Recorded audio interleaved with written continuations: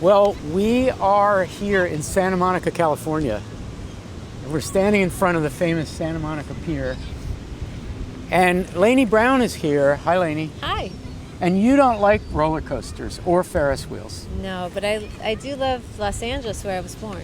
You are an Angelino. That's right. Angelina, I guess. And also, you don't want to be on it, but you like the idea that it's behind us. It's great. For this poem, for this discussion of this poem. Yes. And before I turn to that, Sophia DuRose is here. Yes, I am. Also born in Los Angeles. Who also from LA. Oh my God. Who knows a little bit of the thrills and spills of, I guess, the circus. Okay. Even though this is not a circus behind us, but. And that is for those who learn more about Sophia DuRose, because we're not going to get into it. But we're here to talk about a poem by Will Alexander, who is also from Los Angeles, born in 1948, and lived most of his life here. And we have a poem from a new book, new as of this recording. It's Divine Blue Light, City Lights Books, 2022. The poem is A Blaze of Riddles. It is not only called A Blaze of Riddles, but it is a blaze of riddles. And so we're going to have an amazing experience talking about it. And so I think I'm going to read it, and then we'll just do what we do. I'll just sort of avoid having to talk about the poem by asking you guys questions. Okay. Yeah. Although inevitably I have something to say. A Blaze of Riddles. Because the sun exudes a blaze of riddles, there exists a haze of optimal osmosis, of protracted helium that bends via its forceless gruel, via its maniacal translocation to alien ravines, to other planes and possibilities anterior to the sense of chronicle as uninhabited or pure activity. Sophia, I'm feeling like eventually we're going to get to the way that this poem refers either to itself or to poems or to writing. Okay. So why don't we start with just a nod in that direction if you see anything that's metapoetic, and then we'll just abandon that for a while. Okay. What do you see that's metapoetic? I mean, I think just A Blaze of Riddles is pretty... Yeah. It's pretty pointedly discussing Yes. the problem of language and Yes. unknowability. Yes. That was born from the sun, as most things are. Like human language wouldn't exist if human beings didn't exist. So the poetry- sun made that happen. So poetry is a sibling of whatever is produced by the sun. That is Or a to product say, of. the sun produces, right? It produces things, and one of them is poetry, which is a blaze of riddles, and everything else is a blaze Or of life. riddles. And life Or can life, be exactly. synonymous to, yeah.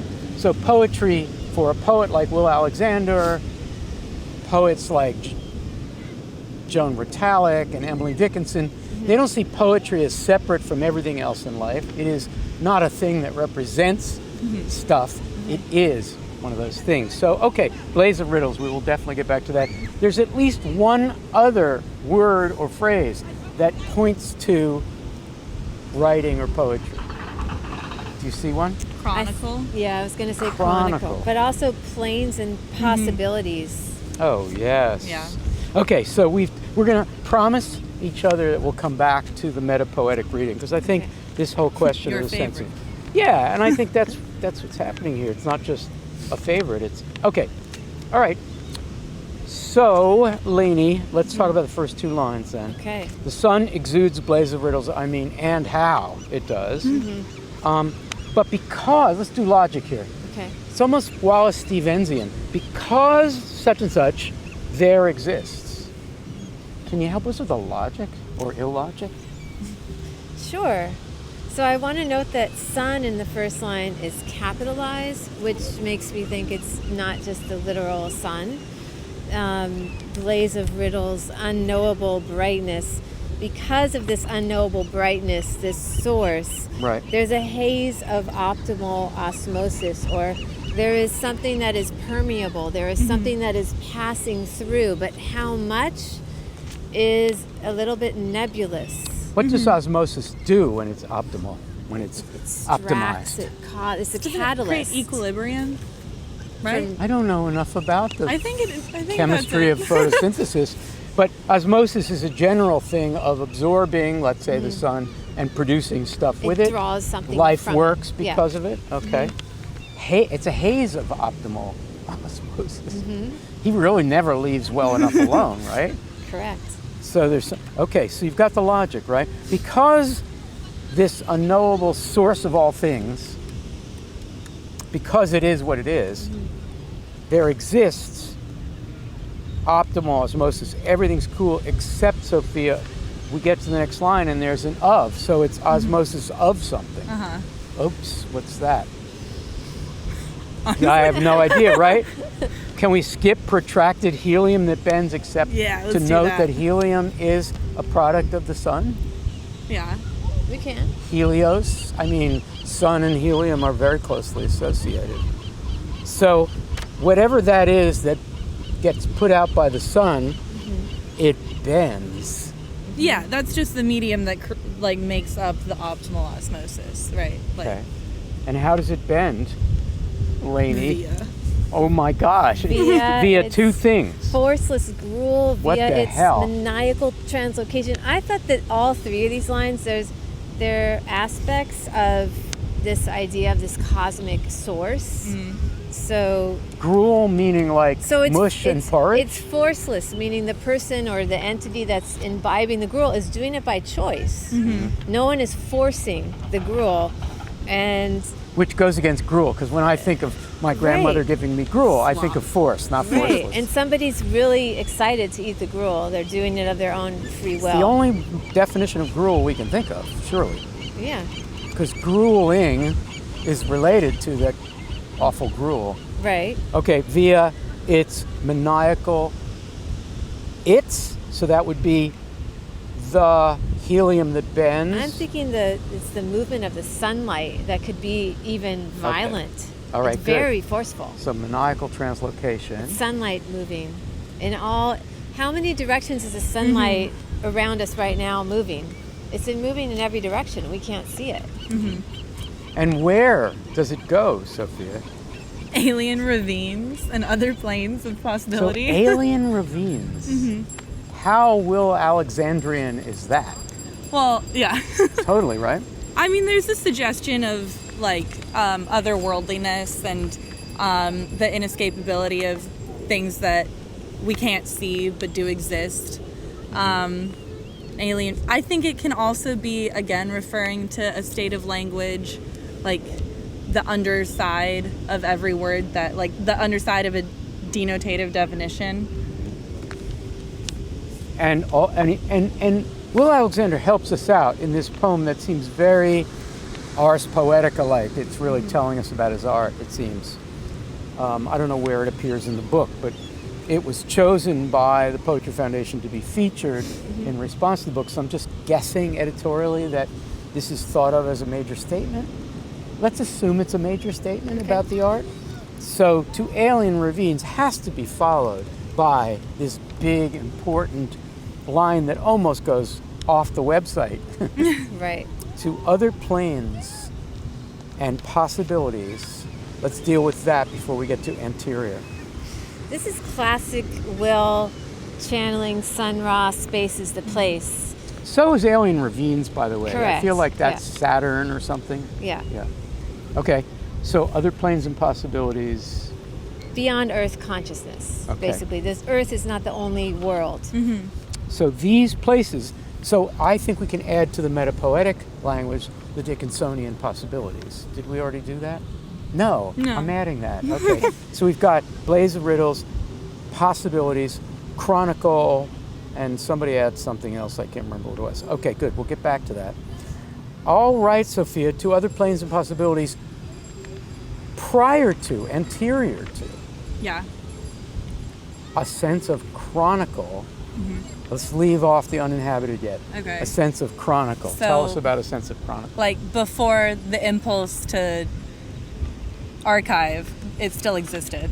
To tell the history, to tell the story, Yeah. to narrate. Yeah, like presence existed without the need to explain that presence Nice. or the ability to. You've recently read a novel that you didn't particularly enjoy. The novel-ishness of it. Can you say why anyone who loves poetry of this kind would prefer to be in a place that is anterior to the sense of chronicle? You're gonna get me in trouble with my class. No, I think the people with whom you are studying novels won't see this video, if ever, certainly not for many months. You'll be long gone. I would just much prefer to riddle my way out of a small poem like this than be told how characters think and what they do. I don't care about characters. Isn't what we are doing, dun, da, da, da, getting to the meta, isn't what we are doing anterior to the sense of chronicle? It's what we do. the antithesis. It's our activity, speaking of activity, is to try to forestall a sense of chronicle. We do some of that. We said he was born in 1948. We said he's in Los Angeles. We came all the way out to California to justify being here because it's so nice and sunny. We could have done it in Philadelphia. We could. We could have gone into... An alien ravine. No. I don't think That would have been too the plane costly. ticket to the alien ravine would be extremely expensive. So, just to put a big, fat, fine point on it, a big point on it, we seek, in the Dickinsonian sense, always to be at the anterior of the sense of chronicle. This is not telling us the history of the sun and the helium it produces in a chemical sense, though he is very interested in science. It is trying to get all the rest of the story. Okay, so to other planes and possibilities anterior to the sense of chronicle as uninhabited or pure activity. Maybe we've covered that, but I don't know what to do with uninhabited, but pure activity I see. I guess inhabited by what? Yeah. Well, this is very confusing because it's either that place where we are anterior to a sense of chronicle, like you've landed on the alien ravine and your hosts who say, welcome to the alien ravine. We don't do chronicle here, right? And that chronicle is pre-inhabited. It's not, the sense of chronicle is uninhabited. We're not there yet. There's nobody telling the definitive. Or the assumption that habitation looks like what we know. You know, like life, like when you hear about stories about like exploration of space, it's like there's no intelligent life. Yeah. That's because our understanding of intelligent life is a model of what we already know. Right. So.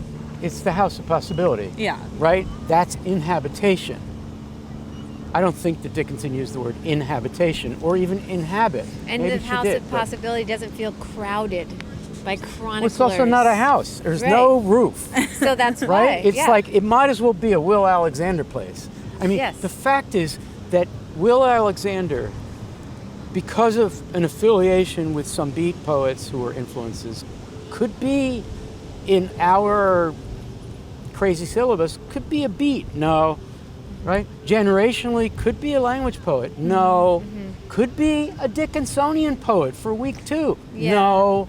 Maybe. Could be a surrealist. I don't know where they are. Week 3. No. Okay. So now let's finish with the meta poetic. We've said it already, but I think this is a way of doing final words. We've got the Blaze of Riddles, which is the poem. We've got Possibility, which is the poem. We've got Forbidding, a sense of chronicle, which is the poem. What do we want to say about that? And I would actually say translocation feels a little poetic too. So anyway, go where you want. This is a poem about art or writing. How so?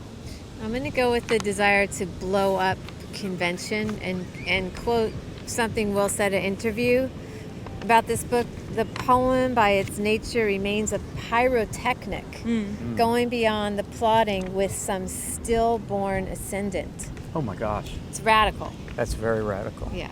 Why? It sounds like, it reminds me of Gertrude Stein saying, why why would you do what can be written? Why would you write what can be written? What's the point of that? Exactly. Which is a great response to your novel class. Yeah. All right, you get the last word on no. meta if you want. Ars Poetica. I think it's definitely meta in this. I think riddle is just the quintessential word for this. Like, this idea of a question that is either unanswerable or like a trick question. Like, I think life is kind of just a trick question anyway, and writing through it or about it is like pocketed with all of these alien ravines that you don't know anything about, and you still write through it anyway. I'm with you. I love the idea that this poet goes out in a blaze of riddles. And that the riddles are not like, why did the chicken cross the road, or something where somebody says, well, this is the answer, and you say, oh, that's the answer, right? Not that kind of riddle. No. It's a riddle that exists in a haze. We have no idea, which is why we want to hang out there. Thank you both. This was great.